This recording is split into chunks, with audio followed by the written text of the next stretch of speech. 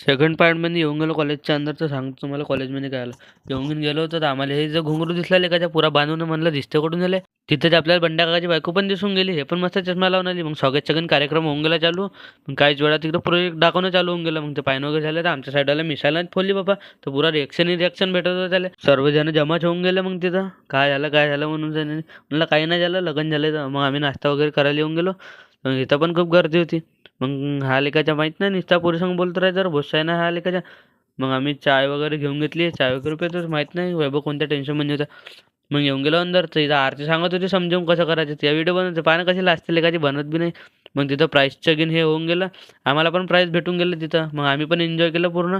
आणि मग निघून गेलो घरच्यासाठी. तर येऊन गेलो मेट्रो स्टेशनवर. हे पण आमच्यासोबतच होते. यायला सोडायचा होता बर्थडेला. मग त्याला सोडून आपण पण निघून गेलो कामठीसाठी. कामठीसाठी ऑटो भेटून गेला होता लवकरच. मग येऊन गेलो कामठीमध्ये कॉलेजमध्ये.